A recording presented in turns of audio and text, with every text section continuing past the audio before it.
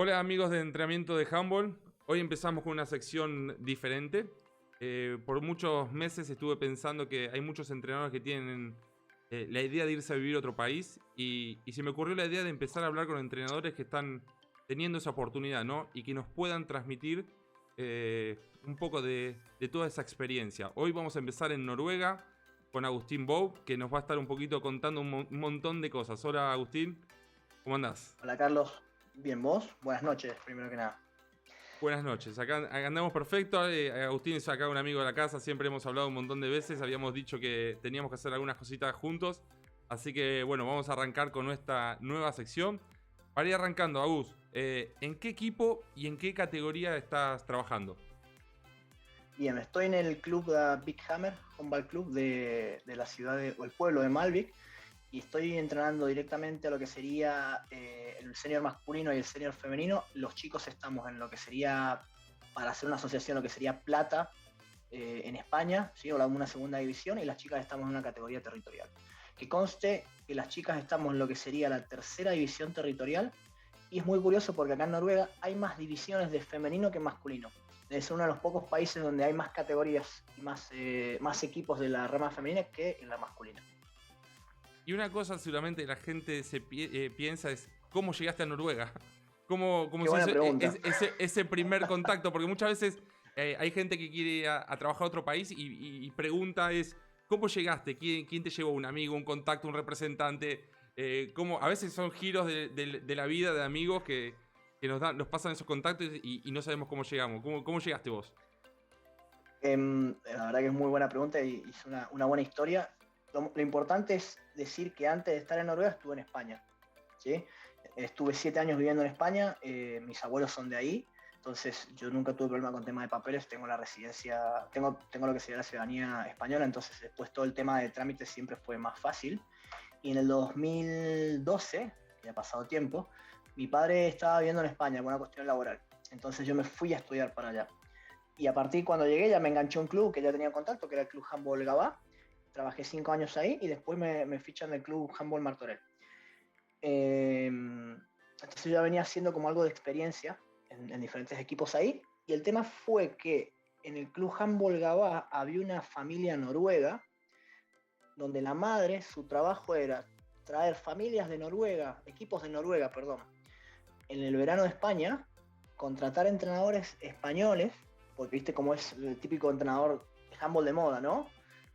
Para que las chicas estuvieran otro tipo de experiencia, vieran otro tipo de balonmano y además estuvieran por ahí haciendo otro tipo de entrenamientos. El tema fue, lo curioso fue que al amigo que lo contactan no podía llevar el equipo y no todos los entrenadores hablaban inglés. Entonces me lo ofrecen a mí.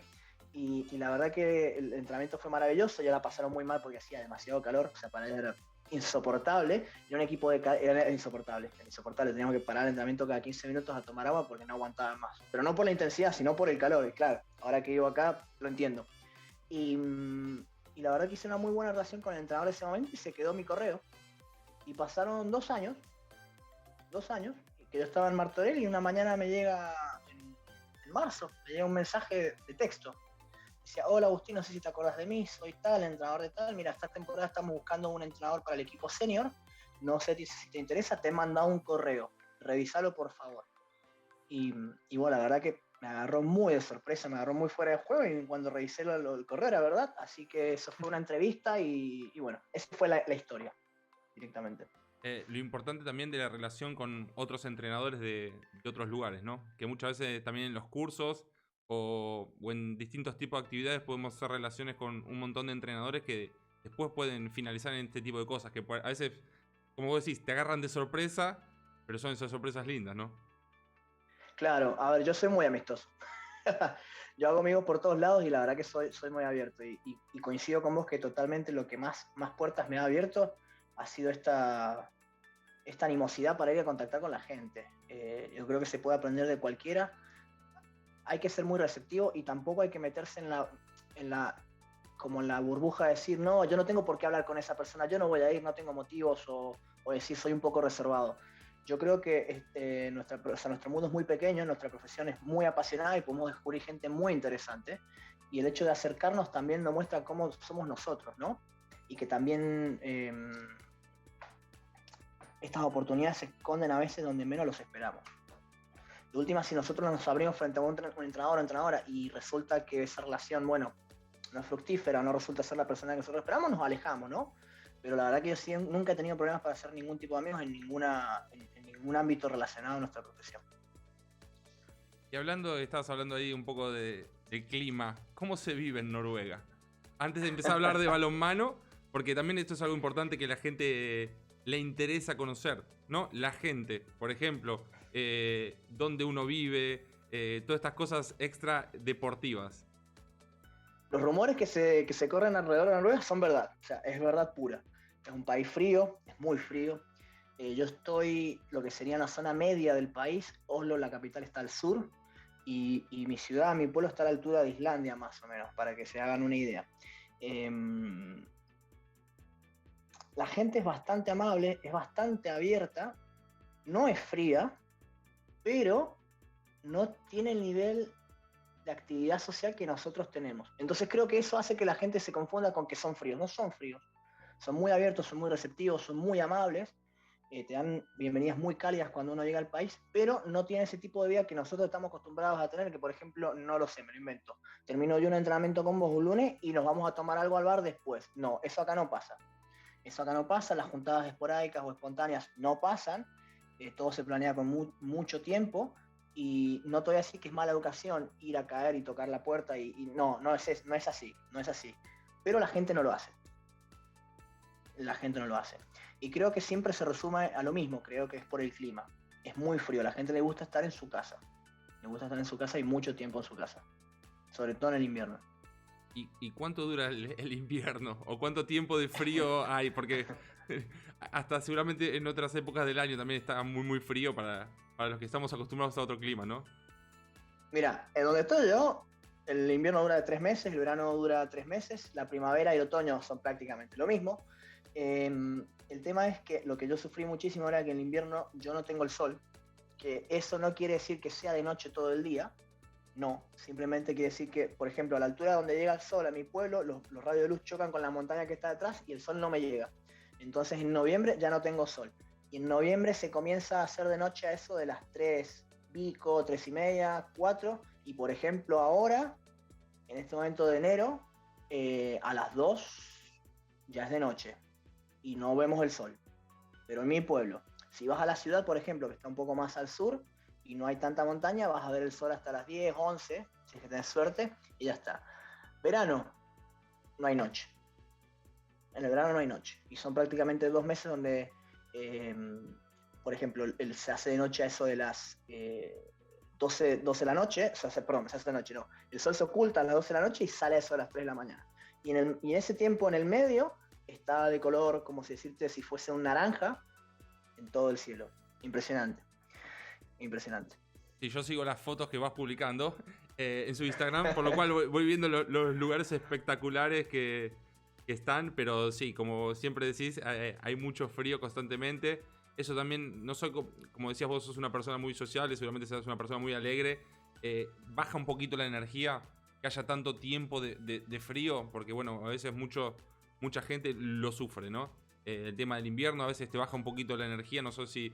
Y aparte, en no haber también esta vida social, uno, no sé, pienso yo, o te pregunto, si tiene que ser una persona que esté muy bien con uno mismo, o no sea tan... Hay gente que le gustan mucho los amigos, la vida social la necesita para estar bien, y bueno, capaz que cuando va a ese tipo de país tiene que ser un poquito, o adaptarse un poquito más a estar un poquito más solo.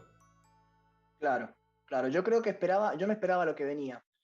Nunca me esperé que el invierno fuese tan duro. El invierno para mí, personalmente, es muy duro. De hecho, el primer invierno que yo llegué, en diciembre, o sea, yo tenía un arreglo con el club donde yo me iba a ir a ver a mi familia de España, y me fui. Y me fui y se me cortó, o sea, se me hizo mucho más corto, pero cuando llegó el primer noviembre era como si yo quisiese dormir la siesta todo el día. Todo el día. Y eso no solo nos pasa a nosotros, que no estamos acostumbrados. Ellos, de hecho, los noruegos pierden energía, están más de mal humor, ¿no? Están menos receptivos, la gente tiene menos energía y los entrenamientos se hacen mucho más difíciles. Eso es segurísimo. Lo curioso, por ejemplo, es que vamos a relacionarlo con el tema balonmano. El tema del frío a mí personalmente me pasó que yo estaba acostumbrado a entrar en España. En España tenemos una hora de cancha completa, o sea, una hora de media cancha muchas veces, y ese era el horario de entrenamiento. Entonces, claro, los entrenamientos eran más cortos, no voy a decir más intensos, pero intentábamos de ser eficientes con la disponibilidad que teníamos. Entonces, entrábamos en calor rápida, pase, arquero, 2, 3 contenidos y se acabó el entrenamiento. Y me acuerdo que había pasado un mes ya y una de las capitanas me había comentado que las jugadoras en general estaban un poco, querían que si podíamos hacer calentamientos más intensos y un poco más largos. Claro, yo tengo una hora y media de cancha completa, ese fue el cambio que hice, y yo no entendía por qué. Entonces, claro, fue el 4 de septiembre, un 6 de septiembre, que yo no sé qué temperatura hace en Italia en septiembre. ¿Qué temperatura tenés en Italia en No, septiembre ya más en o menos? septiembre ya está lindo, hará 20 grados. Hará 20 grados, claro, yo salgo, claro, la chica me lo dice, la capitana me lo dice, pam, pam, yo salgo, y claro, era 4 de septiembre y hacían 4 grados, o sea, hacía muchísimo frío. Entonces, claro, yo que venía con las juveniles y habían estado entrando a las 7 y estaba dentro del pabellón, y yo estaba calentito, pero claro, la gente que venía afuera estaba helada, Nada. estaba helada. Entonces, los calentamientos me sigue costando mucho todavía hacerlos más adecuados a lo que sería el contexto, ¿no? O sea, que el clima no afecta solamente estas cosas, sino incluso afecta la forma en la cual hay que organizar el entrenamiento. Hasta ese punto, ¿no? Y con el tema del idioma, ¿cómo te arreglaste? Seguramente con el inglés El, al principio y no sé cómo estás ahora con el noruego. Sabía que estabas estudiando un poquito. sí, a ver, el primer año completo fue en inglés, sin ninguna opción.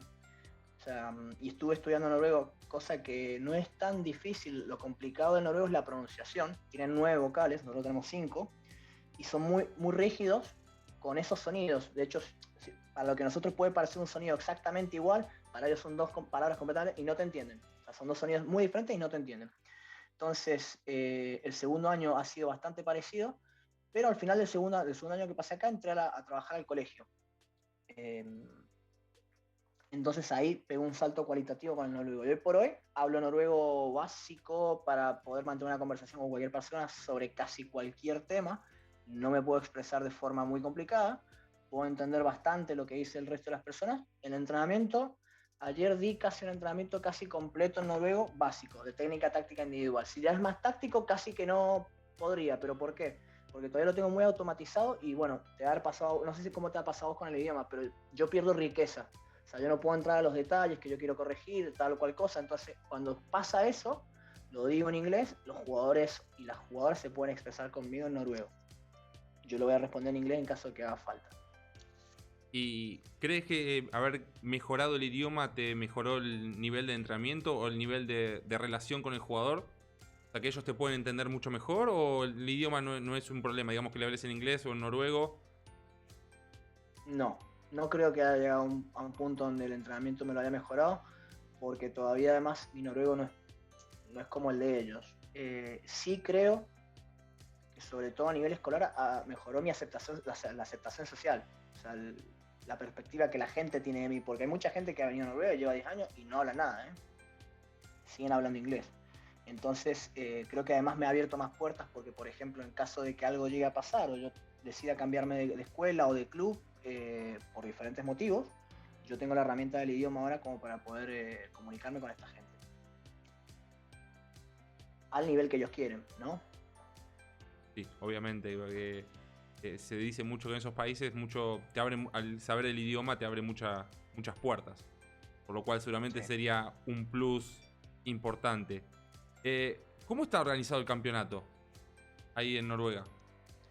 Bien. Eh, Prácticamente todos los campeonatos son iguales.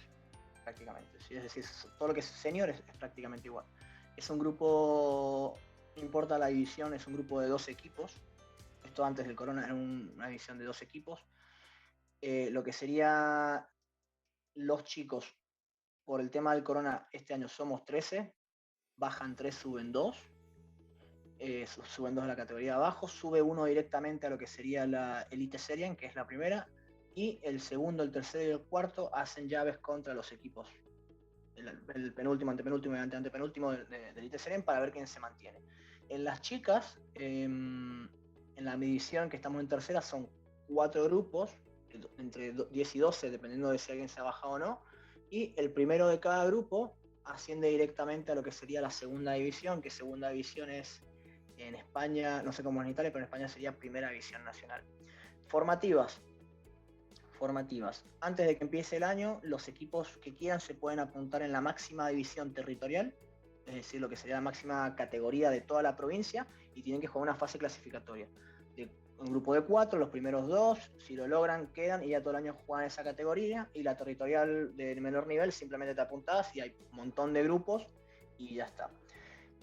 Además de todo eso, cualquier equipo se puede anotar en lo que sería, se le llama Brink Serien cuando sos menor de 18, y cuando sos junior se llama Leroy Serien, que es, se apuntan todos los del país, todos los equipos del país que quieran. Entonces, cuando tienen el cupo de equipos, los dividen en grupos de 4 y los mejores 2 de cada grupo clasifican al final, entonces juegan los mejores equipos de todo el país, sería el campeonato nacional. Es optativo y cualquiera puede apuntarse. Pasa que te puede llegar a tocar viajar en la fase clasificatoria, va a ser un viaje de desplazamiento largo, y se juega una fase en diciembre donde te toca viajar o no, o vos puedes ser sede, donde siempre vas y jugás 3 partidos. Vas al siguiente grupo, jugás 3 partidos, después jugás de vuelta a otros 3 partidos en enero, y después jugás de vuelta a otros 3 partidos en marzo. Entonces los mejores equipos juegan la Final Four, calculo que en abril.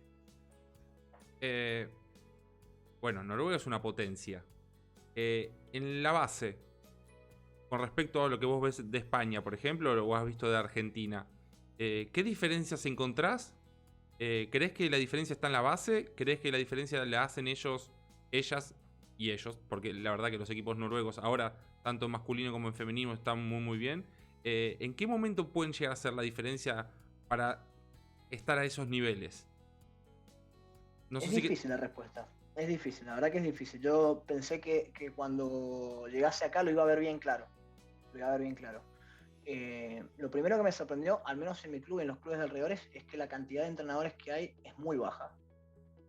Ya no solamente que la cantidad de entrenadores que hay, de entrenadores titulados, es muy baja, sino que además la calidad, sin ser respetuoso, deja que desear. Comparado a lo que estoy acostumbrado en España, donde vos pateas una piedra y sale un entrenador de cualquier disciplina, ¿no? Y además de cualquier disciplina sale un entrenador titulado en tercer nivel, o sea, hay mucha formación en España. Además que la oferta formativa es muy amplia. No solamente desde lo formal, sino que por ahí siempre salen cursos. Acá es muy poca la que hay muy pocos entrenadores, y generalmente los que están a cargo de los equipos son los padres. Cosa que me llamó muchísima la atención. Y la mayoría de las veces no suele estar remunerado. Entonces es un trabajo, como se dice acá, voluntariado, y sigue habiendo una fuerte tendencia a ese trabajo de voluntariado. Creo que la diferencia la hacen en la calidad de vida, es decir, la gente practica más de 2 deportes, o más de un deporte, casi siempre, 1 o 2 de verano, y el invierno siempre esquían. Entonces generalmente la capacidad motriz o la habilidad motriz o la riqueza motriz, no importa la terminología, que la gente tiene es mucho más alta, y tiene un estilo de vida mucho más saludable que en el resto de países. Y creo que la diferencia la hacen ahí. Después, creo que el segundo punto donde hacen la diferencia es en el proceso de tecnificación y captación de los talentos. Porque, por ejemplo, en la escuela secundaria, acá, vos cuando llegás a los 15 años, vos podés elegir seguir haciendo educación física, o podés elegir en la escuela fútbol o handball. Entonces, si elegís fútbol o handball, en vez de tener esas 4 horas de educación física, tenés 4 horas de balonmano o 4 horas de fútbol. En el caso de balonmano, nosotros tenemos la suerte de que la profesora era la segunda entrenadora de la selección noruega femenina, Mia Hogdal. El tema fue que la hija entró a la selección ahora, que era la zurda lateral derecha, que juega menos porque está Nora Mork, es su madre. Entonces, para evitar problemas, ella decidió apartarse de la selección, lógico. Pero ella era la profesora. Entonces, cuando empieza el año escolar, la federación pasa por los coles, hace como un pequeño curso de formación para los jugadores, y además lleva un control de la gente que está anotada, entonces además le echan un ojo. Entonces después es más fácil hacer la captación, porque claro, no están yendo ya a los clubes, están yendo también a los colegios. Y entonces creo que ese espectro de gente que ellos logran visualizar es mucho más amplio, y prácticamente te diría que mucha gente pasa alguna vez por un entrenamiento de una selección territorial. Entonces tienen mucho más poder de captación.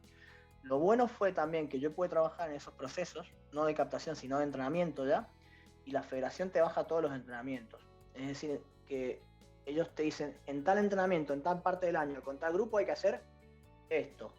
Entonces está todo reestructurado y por lo tanto cuando la gente va pasando de cadete a juvenil, a junior y llegan a la selección, prácticamente todos han trabajado lo mismo, entonces la integración es mucho más fácil. ¿Y qué te aporta a vos el juego de Noruega? De lo que vos traías y que has visto de los jugadores y la verdad que decís, bueno, esto es un aporte nuevo que me pudo haber hecho el tipo o el estilo de juego de Noruega. Ha sido difícil, porque no sos el primero que me hace esa pregunta y también no es la primera vez que tengo problemas para responderla. Honestamente, a nivel táctico, no creo que me haya aportado nada nuevo, sino ciertas diferencias. Por ejemplo, como si yo te dijese, como se prioriza mucho más el lanzamiento exterior, por ejemplo, en ciertos movimientos, el pivote está acá en vez de estar allá para evitar que este salga, entonces no hay contacto, esta jugadora puede venir a lanzar. Claro, vos vas a otro balonmano, a otra región y te vas a decir, eso está prohibido porque no puede ser que esta jugadora venga a lanzar en medio de dos personas y te vas a decir, acá te vas a decir, bueno, pero con el brazo que esa chica tiene, acá puede lanzar, hace gol, ya está, se acabó.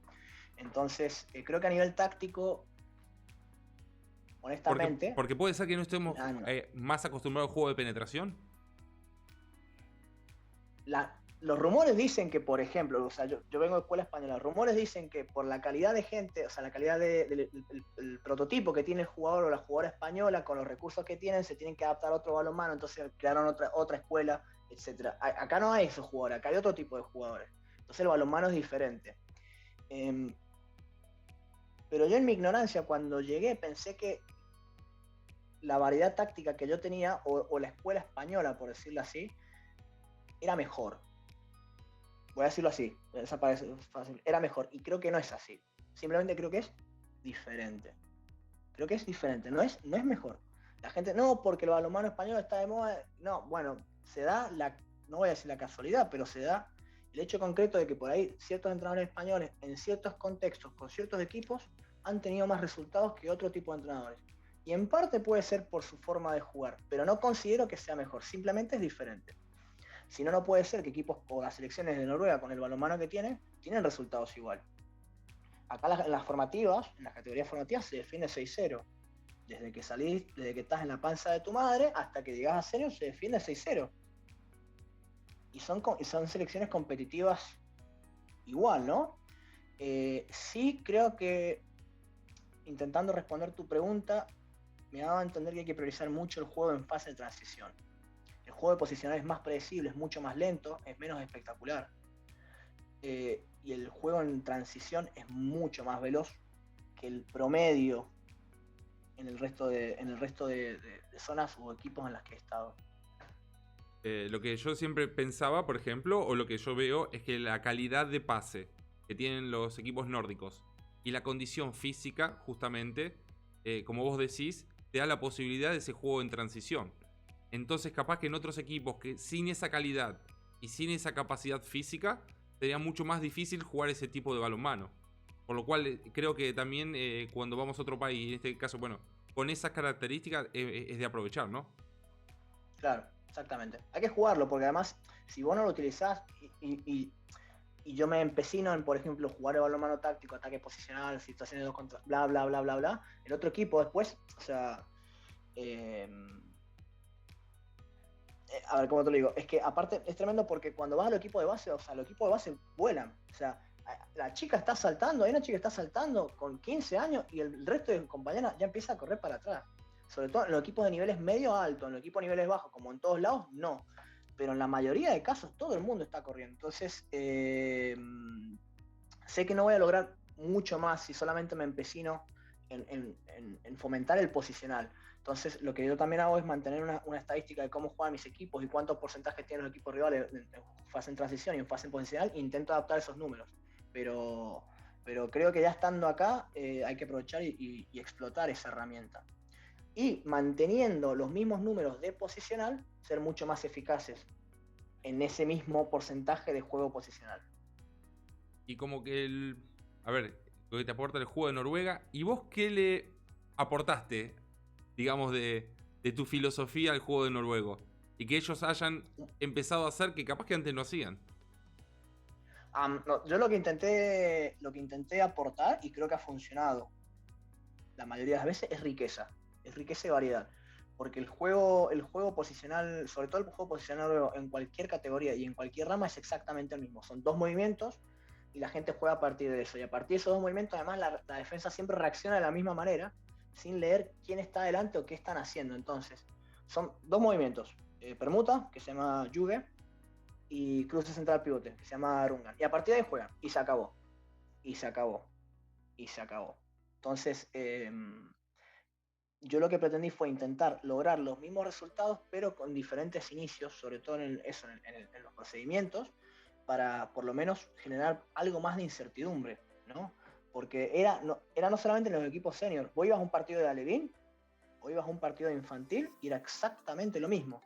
Entonces, claro, uno que es entrenador se desespera, pero al final es su idiosincrasia. O sea, no vamos a poder cambiar eso. Entonces era decir, bueno, si vamos a hacer estos 2 movimientos, vamos a hacer un par de cositas diferentes. Y además vamos a tener 3 o 4 cosas diferentes.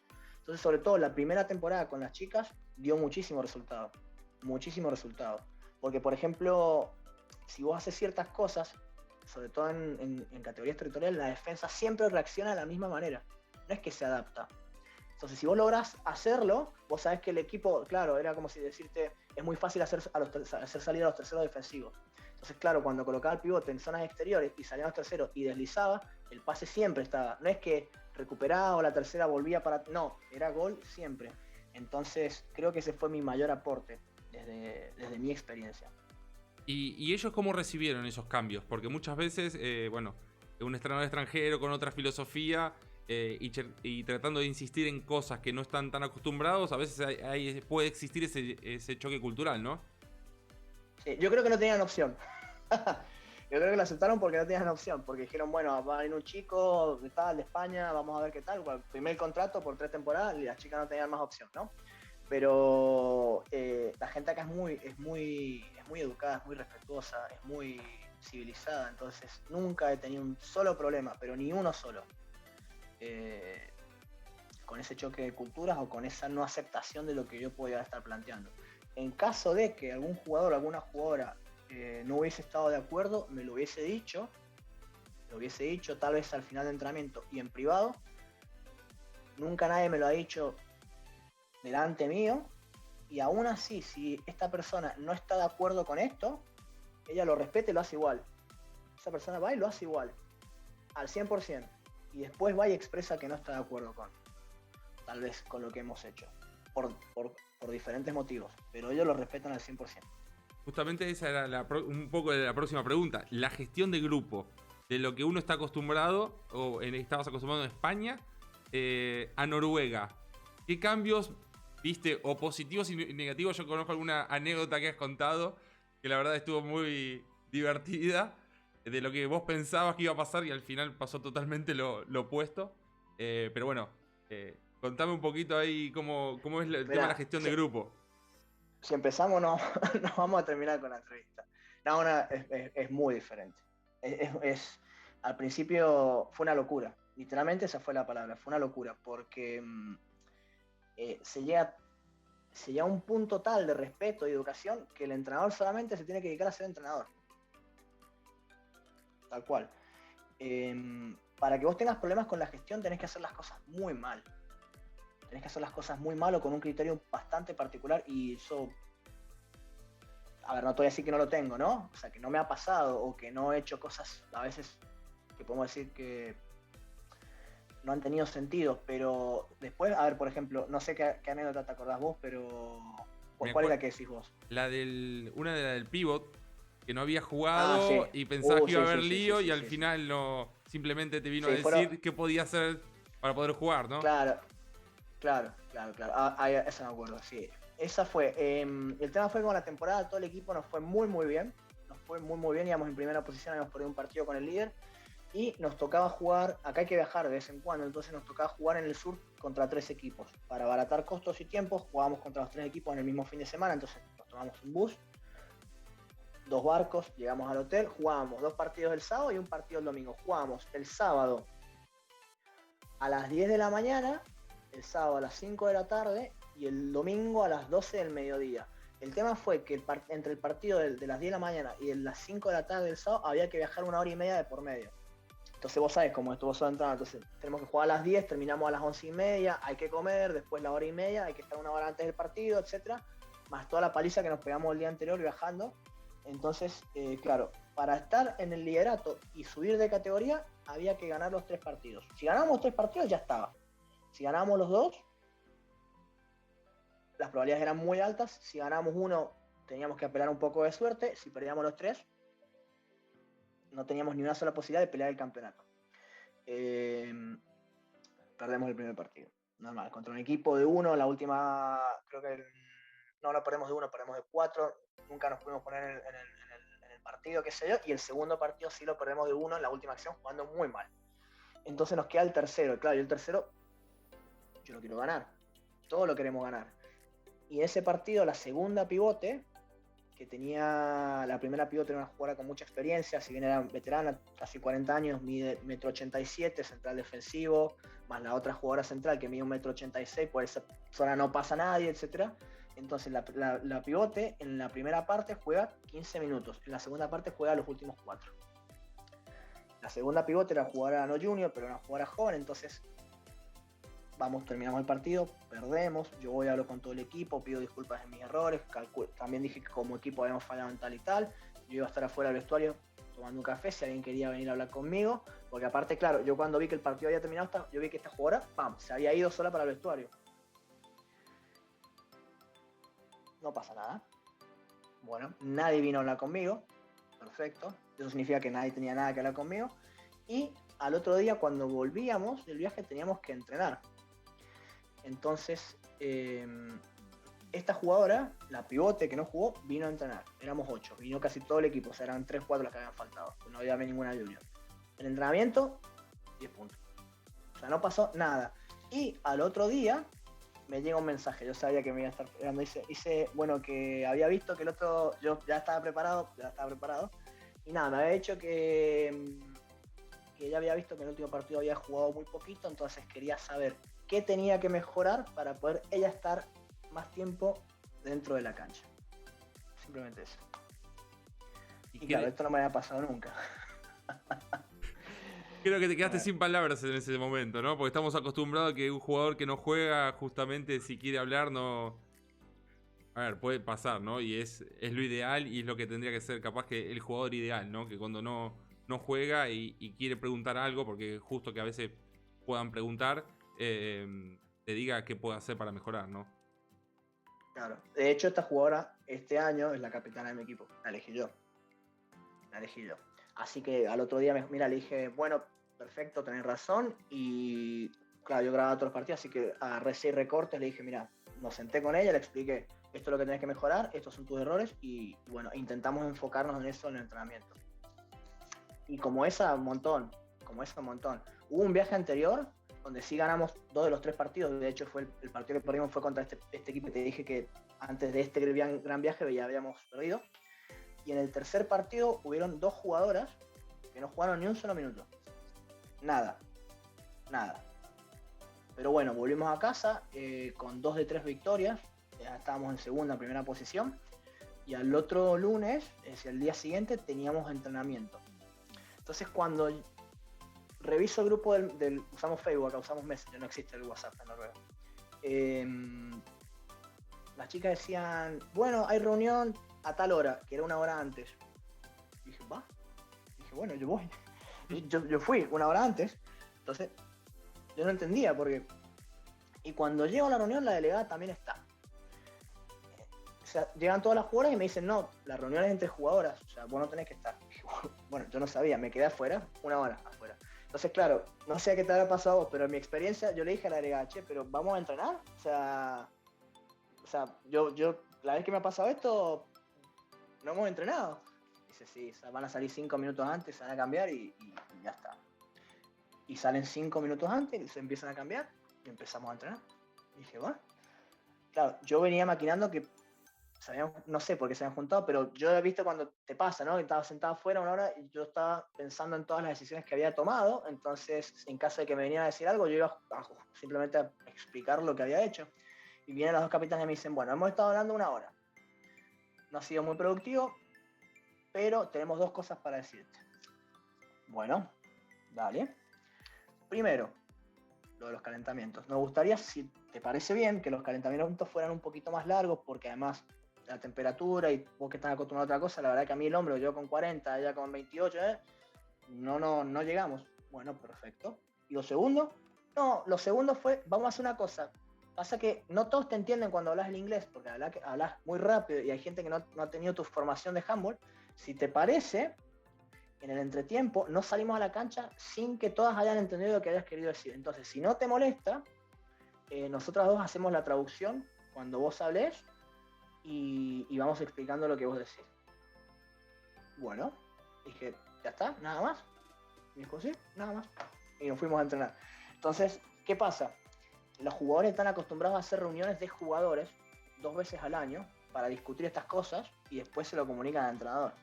Pero bueno, yo no estaba acostumbrado a este nivel de gestión. Y lo que sería también interesante es que te traen soluciones. O sea, no es que Claro, dicen, tenemos este problema, y bueno, tenemos que tratar de llegar a una solución. Ellos también te aportan sus soluciones que están bien también tomadas, porque al final son decisiones que son muy lógicas y es para la mejora del grupo. claro. ¿Has leído algún libro de Pep Marí? Sí, ¿O sabes quién es Pep sí, Marí? sí, sí, sí, Sí, sí. ¿no? En el libro de No Aprender los Campeones, creo que es Equipos Campeones, o el anterior, no me acuerdo cómo se llama el anterior, que los tengo ahí. Él, él- él menciona que sobre todo cuando estamos entrenando y gestionando un grupo, que no hay problema en que los jugadores vengan y planteen y expongan los problemas. Pero el precio que hay que pagar por la iniciativa es venir con herramientas y soluciones. ¿Te acordás de esa parte? Es decir, Sí, sí, cualquiera puede sí. expresar en el equipo lo que quiera decir, pero si no venís con soluciones, no digas nada. No digas nada. O sea, presenta tu queja o tu problema, pero si no me vas a venir con algo que lo podamos enfocar para poder, no lo digas. Bueno, acá es así. Entonces también acá es así, y también en el momento en que leí este libro y lo vi en vivo y en directo con la gente ya de por sí, lo empezás a gestionar de esa manera. ¿Y el trato también con los directivos, cómo es? O con la gente Ah, que maneja, digamos, el club. mira, yo con mi club tengo muy buena experiencia. He escuchado que en algunos clubes es un poquito más duro, pero acá además, como te dije, hay demasiado respeto. Entonces, en el momento que encima que, claro, me traen, no hubo ningún drama con el equipo y además los resultados se daban, ellos me dejan y me dejaron trabajar. O sea, jamás me han dicho absolutamente nada, de nada. Además, de hecho, creo que cuando perdí, fui yo el que fui a pedir 1000 disculpas porque había fallado, etcétera, y después, nada, ellos me dijeron, no pasa nada. También es verdad que mi club es un club, incluso aunque estemos en la segunda división, es un club pequeño, que tenemos ciertas ambiciones, pero no estamos al nivel de equipos como Vipers o como Colstar, que ha fichado a Sander Sagosen a cada 2 temporadas, yo calculo que ahí las cosas deben ser un poco más severas, pero los noruegos son totalmente conscientes de lo que importa es el proceso. Y además, lo que manda en este país no es quién sos ni de dónde venís, sino qué es lo que haces. Y ni siquiera qué es lo que decís. O sea, si vos vas, cumplís, trabajás, te va a ir bien. Siempre te va a ir bien acá. ¿Y vos qué crees que de Noruega se podría copiar? Hay cosas seguramente muy, muy positivas. Hay cosas que son difíciles de poder pasar a otros países. Pero vos decís, esto estaría bueno para que pueda ser copiado, por ejemplo, en España, o en Argentina, o en América. ¿Crees que hay algunas cositas que se podrían copiar?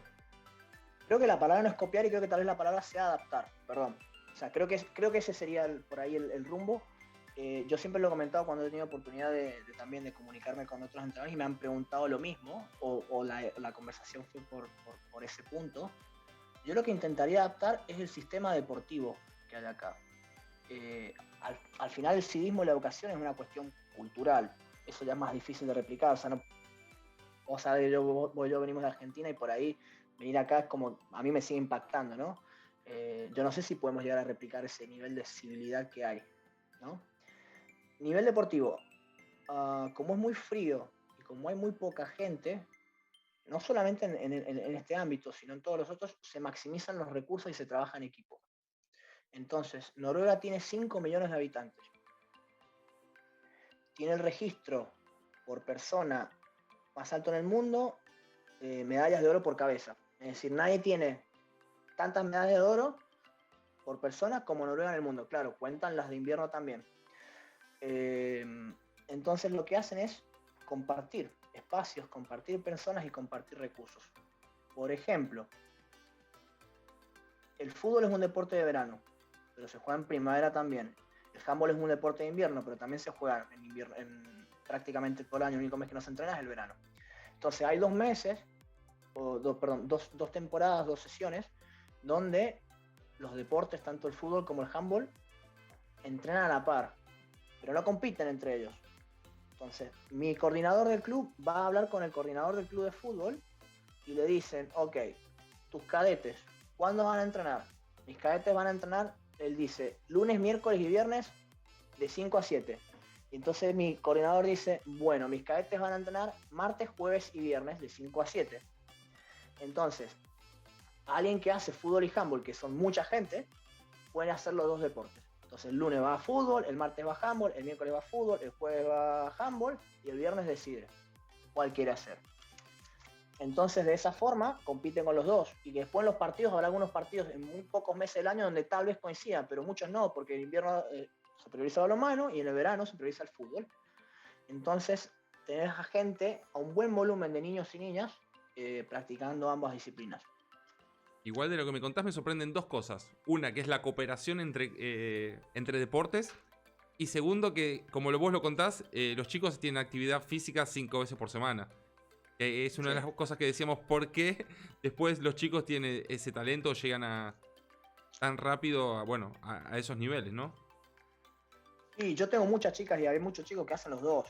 Después, si lógicamente a alguno no les gusta, se decantan por un deporte. Cuando llegas a juvenil, es muy difícil, es muy raro. No lo he visto prácticamente nunca a alguien que haga las 2, porque ya el nivel que demanda la escuela, más los 2 deportes, no te permite seguir ese ritmo. Es más, incluso yo no lo aconsejo, o sea, yo no lo aconsejaría. Entonces, generalmente cuando se llega a juvenil, las chicas o los chicos ya deciden por uno de los 2. Pero claro, cuando te lo explican o cuando vos lo ves o cuando lo lees y después lo ves, decís, tiene lógica, pues no se pueden pelear por la gente. Si pasa eso, yo me quedo con 8 jugadores, el fútbol se queda con 14 o al revés en algunos equipos. Y creo que al final siempre donde ha habido trabajo en equipo y cooperación, los resultados se ven por sí solos. Incluso hay gente que está en las selecciones de ambos deportes. Y además, ten en cuenta que después en invierno todos hacen esquí. Es decir, que suman otro tipo de actividad física deportiva, otro tipo también de calidad de motricidad.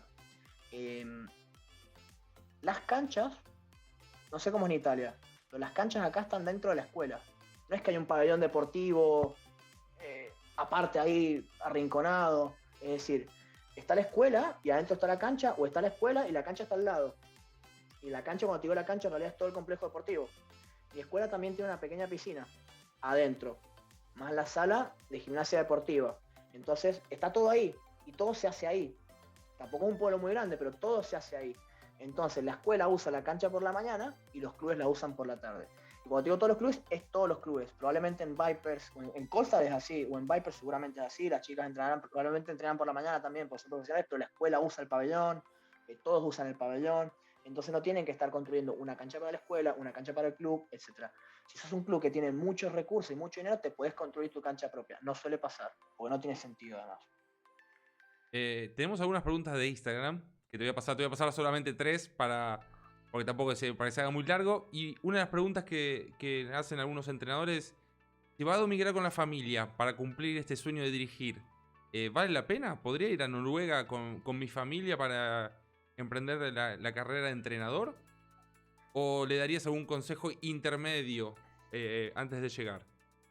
Pasa que yo no soy el mejor ejemplo porque no tengo, o sea, yo no he migrado con familia y siempre que he viajado, o sea, cuando he tenido que hacer esto, en su momento también no tenía ninguna pareja, entonces no he tenido que tomar nunca ese tipo de decisión. Y te voy a ser muy honesto, creo que el no tener pareja en momentos claves me ha facilitado el estar donde estoy. Es muy probable. Porque si yo hubiese tenido una pareja o una familia y me pasan la oferta que me pasaron, como la que tengo ahora, yo tengo que decir que no. Sí, entonces, no estoy diciendo que no tengan familia y que no tengan pareja. Yo simplemente estoy contextualizando lo que me ha pasado. Y conozco casos de muchos entrenadores que también me han dicho lo mismo. Si hubiese estado en pareja, no hubiese estado acá. No hubiese estado acá. En Noruega es un buen lugar para, si la oferta laboral te acompaña, para venirse con tu familia. Pero para el caso de los argentinos, el nivel de vida social es bastante pobre.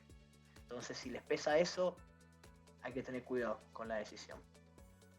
Otra pregunta bastante puede ser también latina. ¿Los clubes son tan indiferentes con las otras disciplinas que no son el fútbol? Creo que en este caso la respuesta nos va a sorprender, pero ¿cómo es el balonmano con respecto al fútbol en Noruega? A ver, los tres deportes más importantes en el país son el esquí, el balonmano y el fútbol. Y yo te diría que están casi a un mismo nivel. La gente del fútbol maneja más dinero, pero la popularidad que tiene el balonmano es casi igual o más alta, que no es lo mismo. ¿Sí? Y cuando hay un mundial de esquí o los Juegos Olímpicos de Invierno, está toda la gente prendida al televisor. De eso no queda ninguna duda. Y cuando juegan las chicas de Noruega también. A ver, lo bueno, por ejemplo, que ahora cuando pasó el Mundial de España, yo iba al colegio y cuando estábamos todos los profesores sentados comiendo, estábamos hablando del partido. Y cuando digo todos, es todos. O sea, la gente que no ha jugado, o sea, prácticamente todos han jugado alguna vez en su vida. Pasa que eso cambia. Y después cuando iba con los niños de 7, 8 años, ¿han visto el partido? Sí, hemos visto el partido. Y todo el mundo había visto el partido. Eso está bueno. Eso está bueno.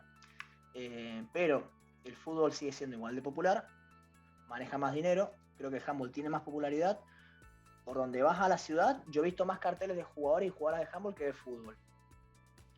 En fútbol es muy curioso que es muy popular la liga británica.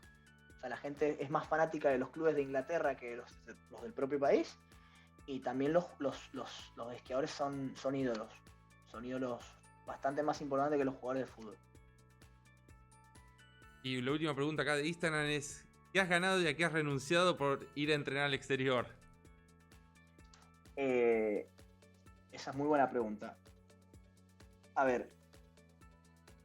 Es que es difícil responderla. A ver, yo lo que he ganado, siento que he ganado perspectivas. Siento que me ha hecho crecer. Por ahí suena muy idealista porque lo he dicho varias veces, pero estoy muy seguro de que venir a Noruega me ha hecho mucho mejor persona, pero estoy seguro. Llegar a compartir ese espacio, estos lugares, con este nivel de civismo y educación, a mí me ha hecho crecer y reflexionar sobre muchas cosas que ya venía haciendo de alguna manera diferente. He renunciado a mucho tiempo a muchas amistades, he renunciado a familia, he renunciado a parejas, he renunciado a vida afectiva. Y es duro. Para mí lo vale. Y además, para mí lo vale. Puede para algunas personas no lo justifique tanto el sacrificio. Yo lo digo muy claro. Y además la gente se cree, porque a vos te debe haber pasado, que es muy fácil venir a entrenar al exterior y que es muy fácil que te vaya bien. Y no es así. Yo estoy acá porque también en su momento perseguía mis sueños de en un momento entrenar a un equipo de alto nivel o entrenar como todos los argentinos a la selección argentina. No he renunciado a mis sueños, pero se me ha bajado un poco la obsesión. Porque al final es una obsesión más que un sueño para muchos de nosotros y creo que el enfoque debería ser diferente. Pero sobre todo eso, he ganado otra perspectiva, he crecido como persona y he renunciado a mucha vida afectiva y familiar por estar acá. Y sobre todo mucho más después de que pasó el corona. ¿Y qué has ganado? Aparte de esa... Yo creo que también de perseguir ese sueño. ¿Y el objetivo? Aparte de Agustín Bou, ¿cuál es ahora? ¿Crecer en Noruega? ¿Irse a otro país? ¿Cuál es tu futuro? ¿Lo tenés pensado o estás trabajando Sí. y lo que salga? No, he estado pensando y he estado trabajando, pasa que he tomado un poco de pausa también. Mi objetivo sigue siendo intentar llegar a entrenar a un equipo de alto nivel. Vamos a cambiar la palabra porque por ahí con el balonmano hay que ser más específico. Entrenar a un equipo competitivo de alguna primera división de algún país. En este momento estoy en Noruega, entonces por lo tanto mi objetivo sigue siendo ese. Creo que cuando logre ese objetivo, el objetivo siguiente sería enfocarse e intentar competir a nivel europeo, que a balonmano es lo máximo que podemos aspirar. Después, lógicamente, estar en un proceso de selección nacional. Y estoy trabajando para eso, creo que en Noruega, sin sonar prepotente, voy por buen camino, sobre todo porque, como te dije, me esperaba más número de entrenadores en la zona, y si yo calculo que si todo sigue como va, eso me va a tomar entre unos 3 y unos 5 años más, como mucho. Sí, este año he sufrido mucho el tema de entrenar a los equipos y trabajar los colegios por la mañana. La verdad que algunos días decía, ya está, he tenido suficiente. Y cuando antes llegaba a mi casa y me ponía a ver partidos, a revisar videos o a preparar otros entrenamientos, ya este año he llegado y me he puesto a hacer otra cosa que no tenga absolutamente nada que ver. Porque al final, con el paso del tiempo y además con la pasión que le ponemos, se pierde energía en el proceso y incluso se pierde cierta pasión, que cuando ese creo que es el medidor que debemos tener ahí en cuenta para decir, bueno, hay que bajar un poquito los decibeles y tomarnos una pausa, o si podemos seguir. No sé si a vos alguna vez te ha pasado, ¿no? Que eso creo que nos hablaría otro debate. Pero más o menos ese sería el objetivo principal mío en este punto. Y por última pregunta, para ir cerrando, ¿algún consejo para algún entrenador que quiera ir a Noruega a hacer experiencia?